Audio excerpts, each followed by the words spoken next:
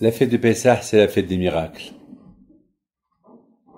Il y a beaucoup de gens qui nous racontent comment Akadosh Baruch Hu les a aidés à bien faire leur fête de Pessah.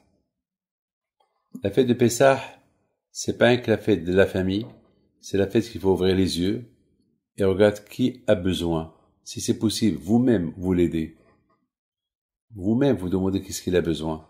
Comme ça, tout le monde vit le Pessah dans la joie. Parce que lorsque les Juifs, ils ont quitté l'Égypte, tout le monde était heureux. Tout le monde était content. Tout le monde a vu les miracles. Et aujourd'hui, on doit se rappeler le passé.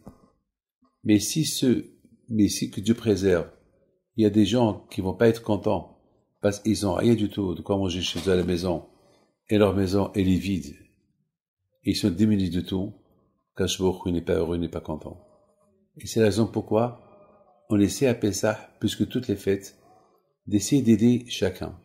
Pour que chacun, il se sent libre. Pour que chacun, au moins, il sent la joie. Il y a une obligation chez les rabbins de donner à manger et du vin, au moins pour boire les 4 kosot, à chaque pauvre de la ville. Pour que chacun, à Pessah, il se sent heureux et bien. Le Zohar Kadosh, il dit que la veille de Pessah, Hachem, il dit aux Malachim, aux anges, allez-y voir qu'est-ce qu'ils font mes enfants. Est-ce qu'ils sont heureux, est-ce qu'ils sont contents? Qu'est-ce qu'ils font? Ils vont descendre, ils vont voir tout le monde est content, tout le monde est heureux, tout le monde donne des éloges à Akadosh Baruch Hu. Et ils vont aller chez Hachem, ils vont dire Hachem, mais c'est de la folie ce qui se passe en bas. Il n'y a pas une maison juive en Amérique, en Russie, au Maroc, en Tunisie, en Algérie, partout, là où il y a les juifs, en Pologne, partout en Russie, en Chine, là où il y a les juifs, ils font Pessah et mangent la galette, ils sont heureux, ils sont contents. Et pourtant, l'histoire de Pessah, elle s'est passée il y a 3500, 4000 ans.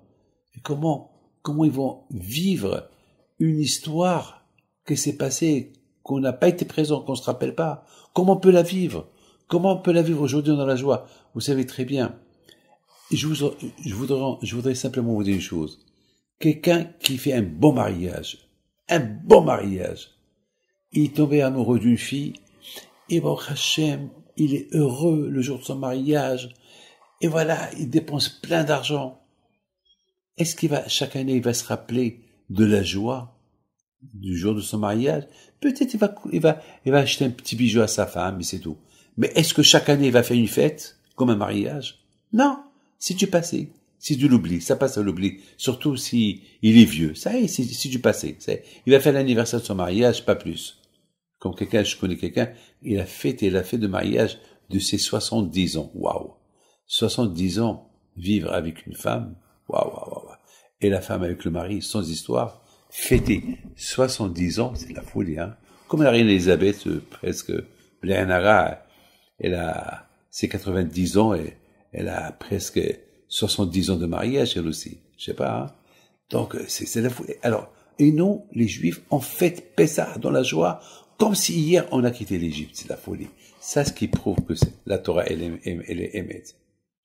Ça, ce qui prouve que la Torah, elle est émette. Pas si la Torah n'était pas émette, mais comment on va vivre? Comment on va fêter des fêtes qui se sont passées il y a des milliers d'années?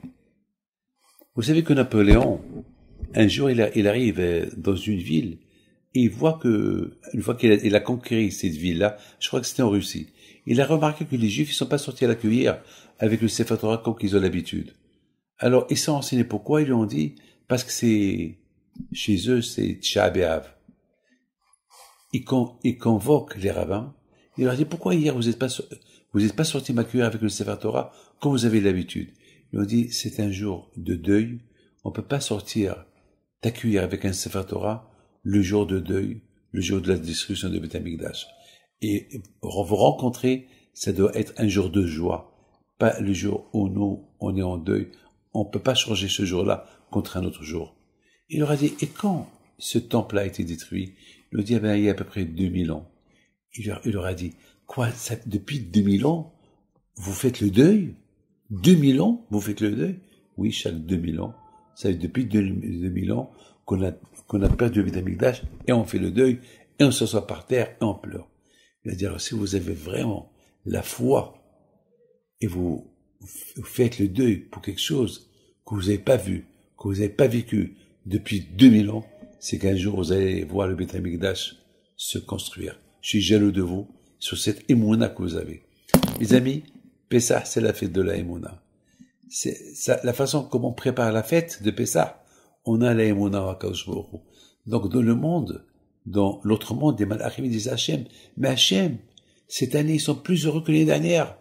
Et chaque année, avec Hachem, on est plus heureux que les années précédentes. Ils disent à Hachem, mais comment? Et Kadosh Baruch Hu leur dit, eh ben c'est ça mes enfants. Ils ont rien vu, ils ont rien vécu, ils ont l'émouna avec tout ce qui s'est passé, ce que j'ai fait comme miracle à leurs parents.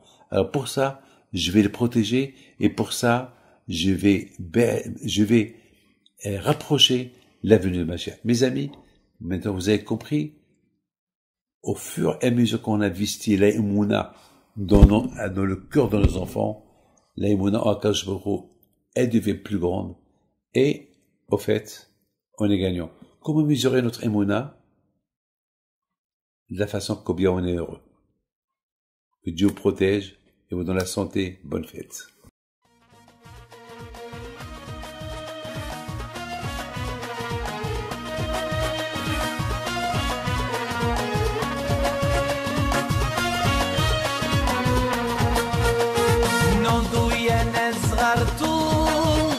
على ربيع حيم بنتو وقف لنا زي خو